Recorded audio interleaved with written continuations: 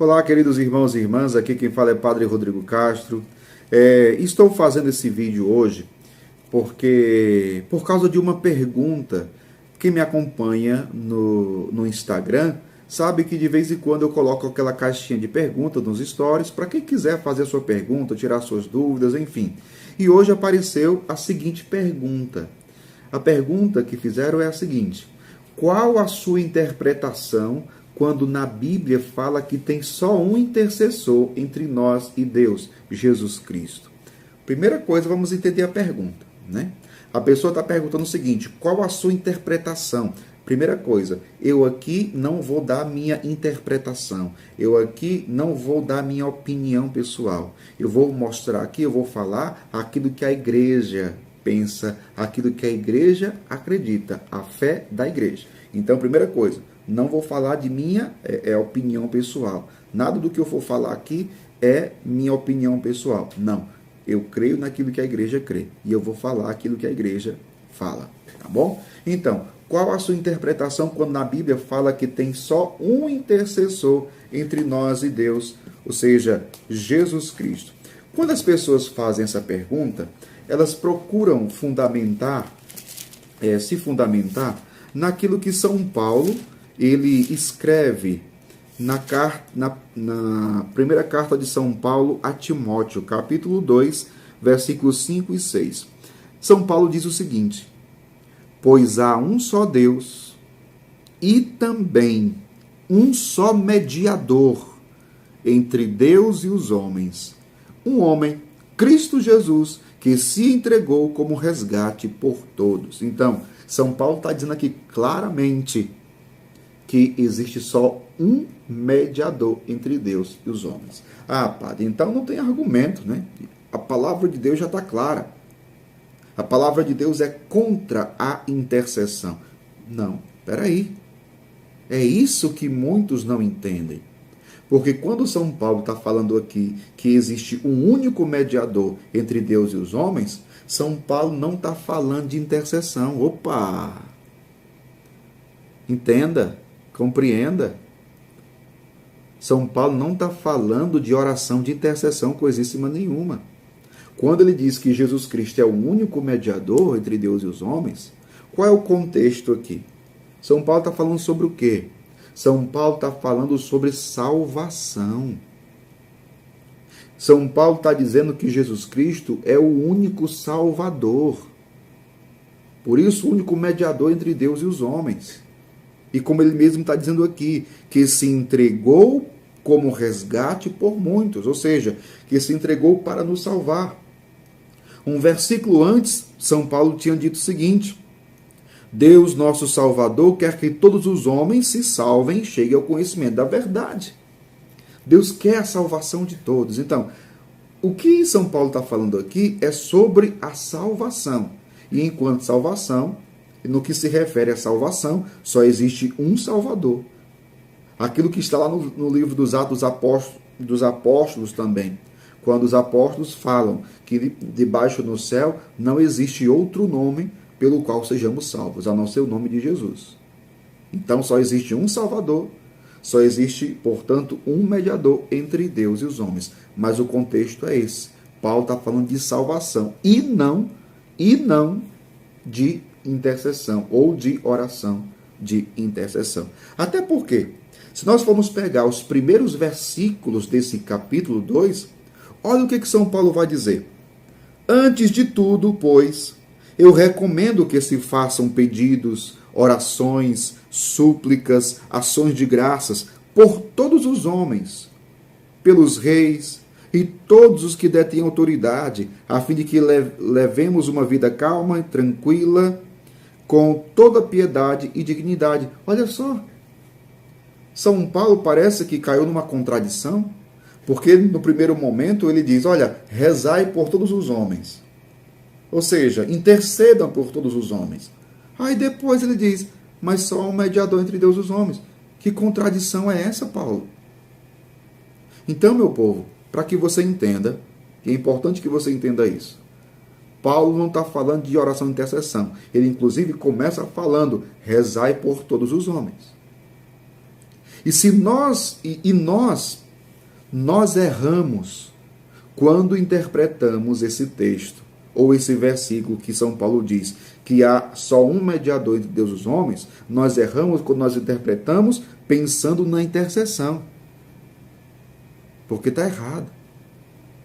Porque então, eu pergunto a você, você que é contra a intercessão dos santos, por exemplo, eu pergunto a você, você não ora por ninguém? Você não ora pelos outros? Você não reza pelas pessoas? Você não reza pela sua família, pelos seus amigos, não reza? Claro que rezo, padre. Mas então, meu filho, você está sendo mediador. Você está sendo mediador. Você está se contradizendo. Você afirma que Jesus é o único mediador entre Deus e os homens e que, portanto, não existe oração de intercessão. E você intercede. Ah, padre, mas é diferente. Diferente nada. Se Jesus é o único mediador, por que nós rezamos uns pelos outros? Por quê? Isso não seria mediação também? Seria, é uma mediação. Quando você reza por alguém, quando você ora por alguém, você está se colocando como mediador, ou não? Claro que sim. Então, se você afirma que São Paulo está dizendo aqui a respeito da oração de intercessão, então não reze por ninguém, meu filho. Então não reze por ninguém, porque você está sendo mediador. Ah, padre, mas quando eu falo, eu me refiro às pessoas que morreram. Por exemplo, vocês da Igreja Católica acreditam que Nossa Senhora, ou que Maria, né? Que Maria intercede, que os santos, aqueles que vocês chamam de santos, intercedem. Só que eles já morreram, padre. Eu estou falando da intercessão deles. Então, peraí. Os vivos intercedem e quando intercedem estão mediando. Outra, tá certo? Então, é uma mediação. Você já começa a se atrapalhar por aí. Agora, se é para falar dos santos, aqueles que você diz que já morreram, e que muitos, inclusive, afirmam o seguinte, todos aqueles que morreram estão dormindo no seio de Abraão. Meu filho, o seio de Abraão é o céu. E outra coisa, deixa eu perguntar uma coisa para você. Vocês ficam dizendo que, estão dormindo no seio de Abraão. Quem foi que disse que alma dorme? Quem foi que disse que alma dorme, meu filho? A alma não dorme. O que dorme é o corpo. Entenda. Procure entender as coisas primeiro, para depois você falar. O que dorme é o corpo, não é a alma. Então não estão dormindo coisíssima nenhuma. Não estão dormindo coisíssima nenhuma. Certo? Mas vamos para frente. Já que você pode fundamentar a sua pergunta ou a sua crítica com relação à intercessão dos santos na Sagrada Escritura, então eu vou usar a Sagrada Escritura também para mostrar o contrário. Simples assim, né? O primeiro texto bíblico que a gente poderia lembrar aqui era o seguinte, por exemplo, quando Jesus estava pregado na cruz, um dos ladrões que estava ao lado de Jesus, também pregado na cruz, disse o quê? Senhor, lembra-te de mim quando estiveres no teu reino. O que foi que Jesus disse? O que foi que Jesus respondeu? Ainda hoje estarás comigo no paraíso. Olha só o que Jesus diz. Ainda hoje estarás comigo no paraíso. Opa! Percebeu aí? Mas vamos para frente. Não é convincente. Não, vamos lá. Vamos lá então. Então pegue comigo o livro do Apocalipse de São João. Apocalipse de São João, capítulo 6. Apocalipse 6, do 9 ao 10. Olha só o que diz. Diz o seguinte. Quando abriu o quinto selo, eu vi o altar das... Olha só. Vi sob o altar as almas dos que tinham sido imolados por causa da palavra de Deus e do testemunho que tinham dado. Eles gritavam com voz forte: Até quando, soberano, santo e verdadeiro, tardarás a fazer justiça, vingando o nosso sangue contra os habitantes da terra? Opa! Peraí. Apocalipse 6, 9 e 10. O que São João está dizendo aqui? Ele está falando de quem? A visão que ele tem. Ele viu as almas dos que tinham sido imolados por causa da palavra de Deus. E essas almas estavam aonde? Debaixo do altar. Interessante, olha só, eles gritavam com voz forte, ou seja, eles não estavam dormindo. As almas não dormem, criatura. Eles não estavam dormindo coisíssima nenhuma. Pelo contrário, o que eles estavam fazendo? O que aqueles mártires estavam fazendo? Eles estavam rezando.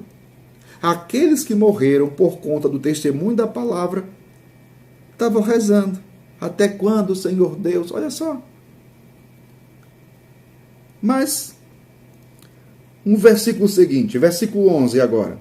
O versículo 11 diz assim: então lhes foi dada a cada um uma veste branca, e lhes foi dito que tivessem paciência, ainda um pouco de tempo, até que se completasse o número de seus companheiros de serviço e de seus irmãos, que iriam ser mortos como eles. Olha só, uma outra coisa interessante aqui, sabe o que é? É que os santos, eles sabem o que está acontecendo na terra. Eles sabem o que está acontecendo na terra. Versículo 11. Olha que interessante, meu povo. Já deu para convencer? Ah, padre, mais ou menos. Pois tá bom, vamos lá, continuar. Apocalipse capítulo 5, versículo 8. Diz o seguinte. Olha só, versículo 8. No momento em que recebeu o livro, os 4 animais e os 24 anciãos prostraram-se diante do Cordeiro. Cada um tinha uma harpa e taças de ouro cheias de perfume, que são o quê? As orações dos santos. As orações dos santos, padre, Apocalipse 5:8. Olha só. Está convencido já? Já deu? Eu acho que já, né? Aí não? Pois vamos lá. O último texto. Para fechar aqui o nosso vídeo aqui de explicação sobre a intercessão dos santos, né? Apocalipse capítulo 8, versículos 3 e 4. Olha só o que diz. Versículo 3. Veio outro anjo e se pôs junto do altar, tendo nas mãos um turíbulo de ouro. Foram-lhe dados muitos perfumes para que os oferecesse, com as orações de todos os santos, sobre o altar de ouro que está diante do trono, e a fumaça dos perfumes, com as orações dos santos, subiu diante de Deus pelas mãos do anjo. Está claro, meu povo? Então, quando São Paulo volta ao texto de Timóteo, quando se afirma que existe um só mediador entre Deus e os homens, não está falando de oração de intercessão de santos, coisíssima nenhuma. Está falando de salvação. Jesus é o único Salvador. Agora, esse único Salvador, ele tem um corpo, que é a igreja. E a igreja, que é, na sua dimensão triunfante, ou seja, os santos que estão no céu, que morreram por causa da palavra de Deus, como diz o livro do Apocalipse. A igreja triunfante, que são os que estão no céu. A igreja militante, que somos nós que estamos peregrinando nesse mundo. E a igreja padecente, que são aqueles que estão no purgatório. Ou seja, a comunhão dos santos. A comunhão dos santos. O corpo de Cristo, que vive essa comunhão espiritual.